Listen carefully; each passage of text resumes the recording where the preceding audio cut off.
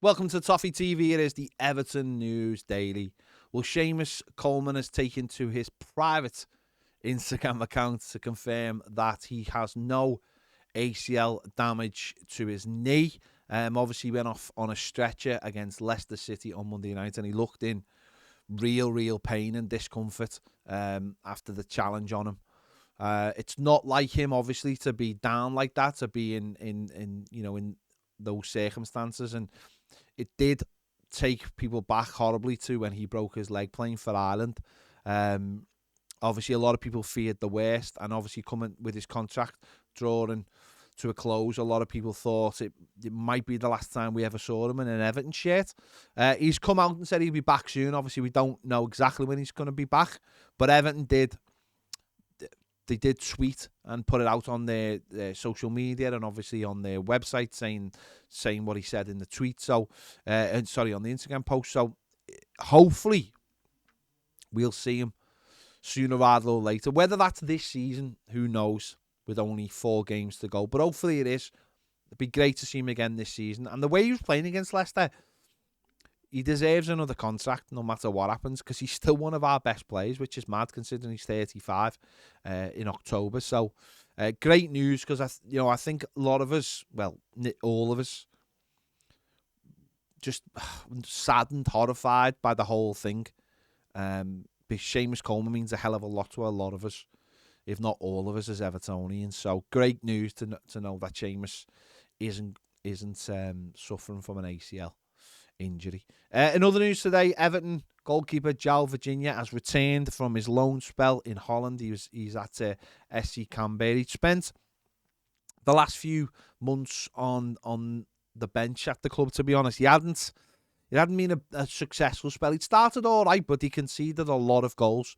But he had gone to the bench, but he's suffered an injury recently and will return to Everton to do his rehab. So he's back. Whether he stays at the club next season, who knows? He was obviously on loan last season at Sporting, and if in Portugal, it seemed like he would go there and stay there. But that one never worked out. Everton have got decisions to make. Obviously, Jordan Pickford has signed a new contract, but with all the situation going on at Everton, will he be at the club next season? Who knows? On the bench wise, Begovic, will he get another year? Andy Lonergan, you wouldn't imagine it.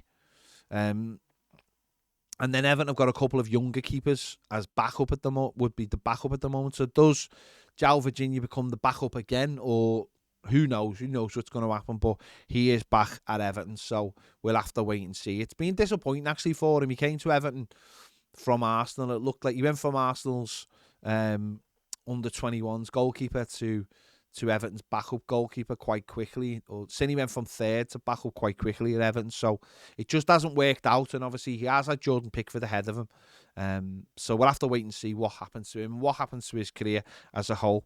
Also, just to finish off today, Everton have put out a few images and videos of the work at the new stadium at Bramley-Moore Dock. The terracing is nearly done. It is nearly a complete bowl, and I imagine by the end of the week it will be a complete bowl. There's a couple of small bits of terracing left to be done on the east stand, which hopefully will be done at the end of the week. The blue stanchions keeping the roof part up at the north stand have now been removed, so that's freestanding on its own. On the west stand, there is lots more of the roofing gone up as well, so it's looking more and more like a stadium every day. And as I say, I imagine when that terracing goes up, that might mean that the final massive crane goes. 3 of the big cranes have already gone. There's 1 remaining on the east stand, and you'd imagine when that's done, that will be removed. The tanks, 2 big water tanks that collect all the rain water, they've been put in place, and I think that the concrete will be going over on them as well. And on the south stand, all the roof work's been done as well. They put the final piece in last week, but all of the metal that goes across them has been finished as well. So more and more, it's looking like a full stadium, completed stadium. Some of the work has now got started on the interior I think it's on the west stand. Some of the interiors have been done as well, and a bit of glasswork's been done on that as well. So it's more and more looking like a completed stadium from the outside. Obviously, the switch will go on the interior work now, and the more you see it, the more you think, God, it won't be long.